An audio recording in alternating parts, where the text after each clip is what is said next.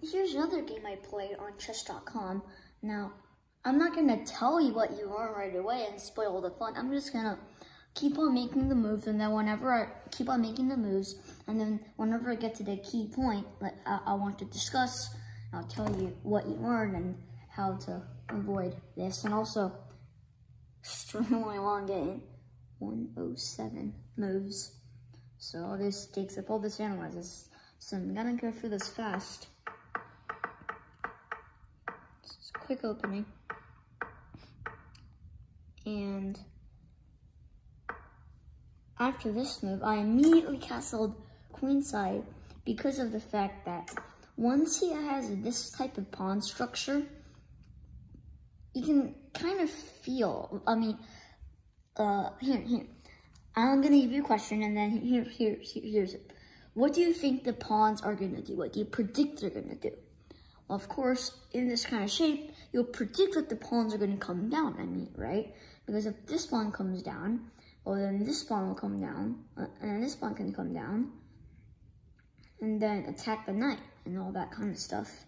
And this pawn can come down, opening up the center, and it's, so, I didn't want castling kingside and then getting into a risk of getting into a pawn storm. So I castled a queenside just to make sure my king was safe. And here I did allow the trade of bishops, the bishops and knights, because after he played this move, I knew that I could close down the A file. So he's sustaining this pawn. It's reasonable. Took this pawn, ran back. Took that one. And I made a careless mistake, and I was a blunder because I just gave him 2 extra points, and from that little pawn he took right here. This pawn. That pawn right there from him took, that makes 1 plus 2, 3 points. But after this move, he just panicked because, here's my idea. It doesn't necessarily win a material, so, it's not a 100% guarantee that you win material, but what I wanted to do was come here to fork the, king and the bishop, and then with the king runs away, I take the bishop, but of course, he can just take the knight, and then when I discover attack the bishop, he just ducks back, and he's just fine. So what I did is put my bishop here instead of my knight on c4. Now if he takes, my knight will replace the bishop, and then I get my favorite fork here. And of course if he doesn't take the bishop, he can't do nothing. I just go attack his bishop.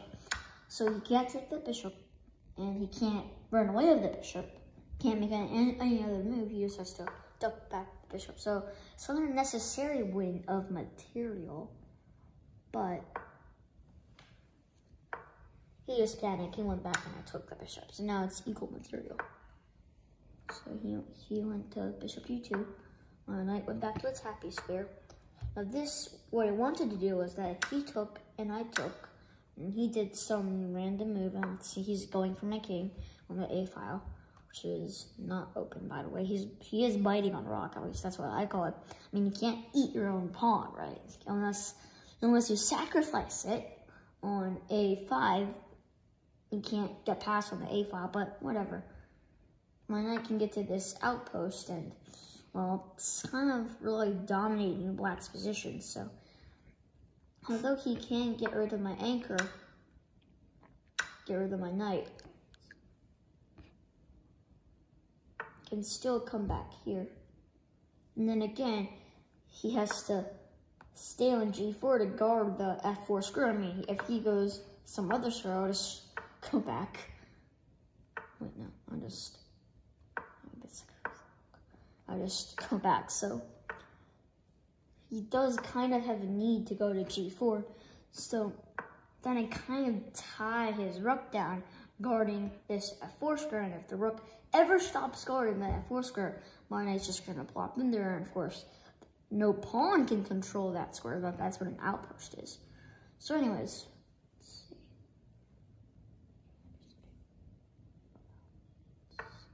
Wait, what the? Right. So in the end, he didn't take. So that's perfectly fine with me. I'm trying to get some left, because what I saw was, if I take, and then he takes, if I'm not careful, let's just get my camera moved. You're gonna check down here, and then I'm gonna have to block, and then if he takes and I take, I'm just in an okay position. I think I have the advantage, but still, I don't like this kind of position. I mean, my king can't move, so I think it's better if I move my king somewhere, but I can't move my king anywhere because this rook is guarding d7, just so you know. So I didn't want that. c6. So I played c6, and my king had a little bit of left, a little bit of an escape square on c8. Took. He attacked. I went to e6. Kind of forcing a trade of rooks. Like I said, attacking the pawn. He defended the pawn, and I kind of like this idea. Basically, this is called interference. When you're, it's like when an enemy piece is guarding another square or line or something. You can cut that piece off. It's like if I'm shining a laser at a table, they put a wall in the middle of the laser can't get past the wall, right? Basically, this rook, it's kind of like shining a laser on this pawn guarding it, because my king can't take care, also I get zapped, basically. So my bishop kind of forms a wall, and the rook can't guard the pawn anymore. And of course, I got an extra pawn using that idea. Took, he took. After check, I did get to my favorite outpost. Now, of course, you can't sacrifice, you can't go to h4 to get rid of my anchor anymore, because I'll just be sacrificing a pawn. So my king advanced, king activity, of course. I ducked my king on f5 and advanced the pawn up when he attacked it. So my king kind of has a little bit of a wall, if you think about it. My king is guarding e5 and e6, my knight is guarding g6, and the pawns block, kind of like shields. So anyways, took that pawn, checked me out. I traded, because like they say, a bishop and a knight is almost always better than a rook and a pawn, and that's kind of what I have. Now I'm going after all his pawns so I can get a pawn advantage. Check. Took my king back. Attack my bishop, I just threw it back. And I'm advancing my pawn. I kind of like this move because, first of all, it eliminates the chance of rook going to b8 to attack the pawn. So, of course, you can attack it the other way, but just keep on throwing it down. Just took that guy. Keep on advancing it. He guarded the promotion square, and then I guarded that with my bishop. He did queen, takes. And I have to make a little confession after we did all these moves. Let's see. Finally got the pawn. Now, I'm kind of a little bit embarrassed to say this, but I don't know how to checkmate with a bishop and a knight. I do know how to checkmate if the king is on the last rank. I can I know how to like get my pieces in position so that I can make a checkmate when the king is on the back rank. But from move 67 to 107, I'm just kind of hovering around because I'm just kind of, I don't know what to do.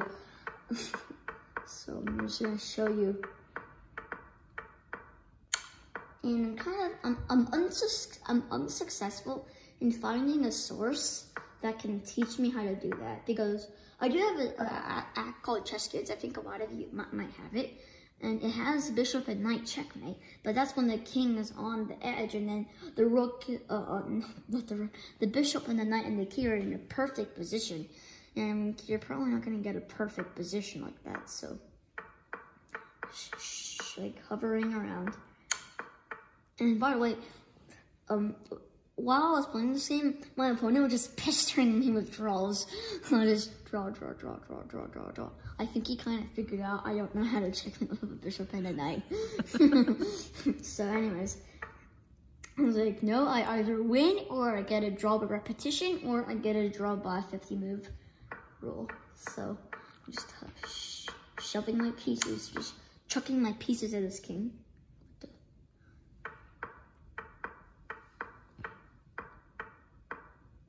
And finally,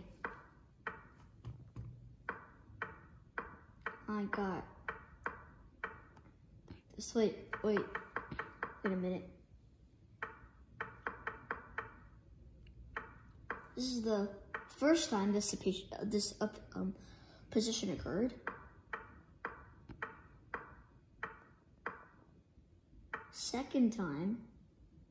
Wait, that is the third time. Wait, I think I skipped something.